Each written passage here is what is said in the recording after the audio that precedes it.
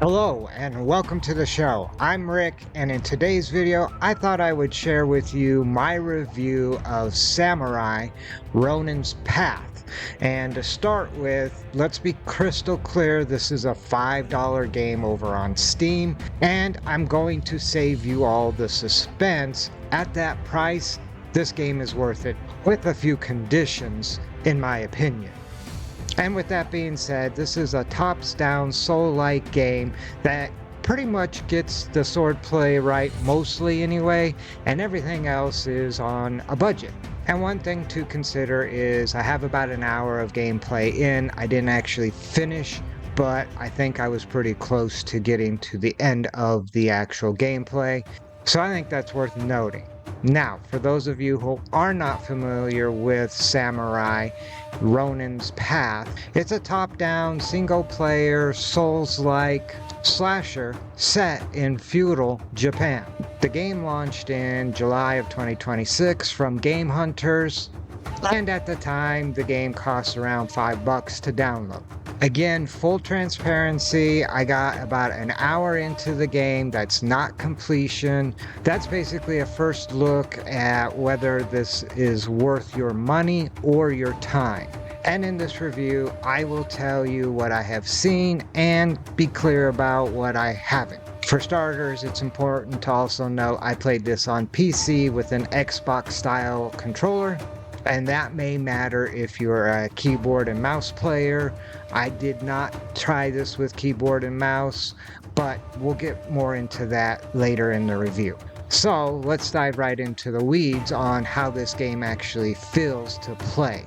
This is the part that decides whether a game like this lives or dies, because a top-down slasher is nothing but its combat. The good news, it feels decent. Movement and swing weight are solid, and the parry and dodge systems are the heart of the whole thing. Fights are timing based. Read the enemy, commit, punish.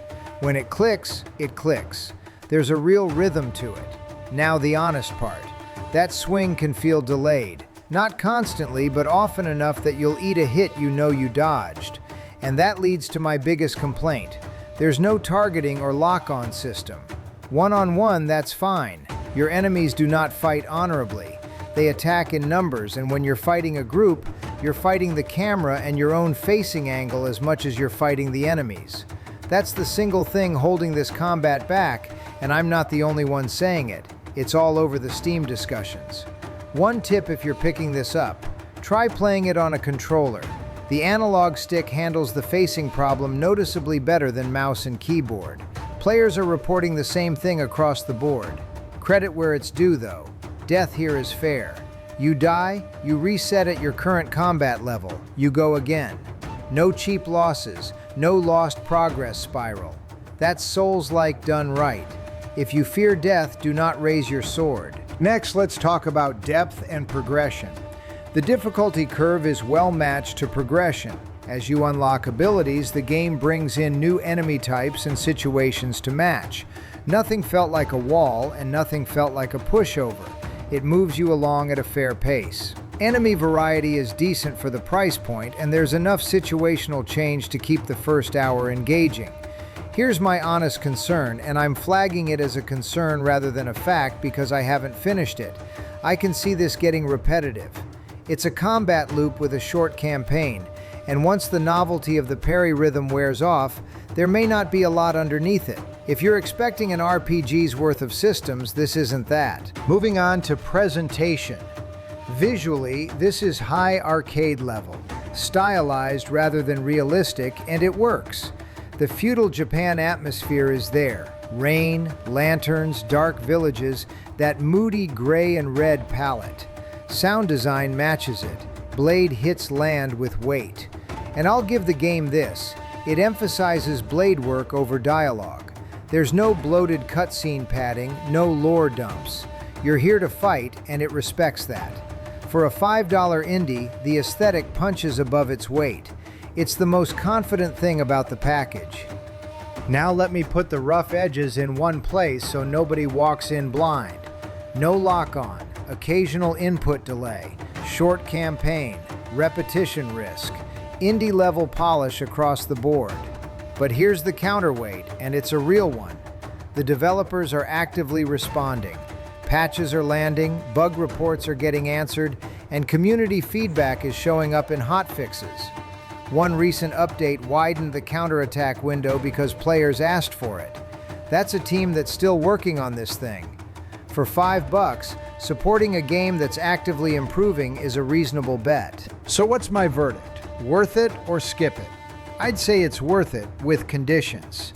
Buy this if you want a brief, challenging combat experience for the price of a coffee, and you're comfortable with indie-level polish in exchange for a low price. It's a no-frills combat simulator with a strong aesthetic, and there's a genuinely good parry and dodge system in here. Skip this if you're an action genre veteran expecting the depth and responsiveness of the big names. It doesn't have it. The short length and the control inconsistencies define the current experience, and no amount of atmosphere covers that. It shows potential, and the dedication behind it is real. Right now, though, it's a $5 game, but it delivers in the spirit of classic arcade action. At the end of the day, you will have to decide if that's either exactly right or exactly wrong. That's my hour with Samurai, Ronin's Path. If the developers keep patching, I'll revisit it.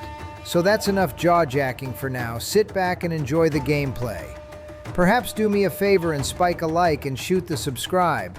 Until next time, seek and enjoy.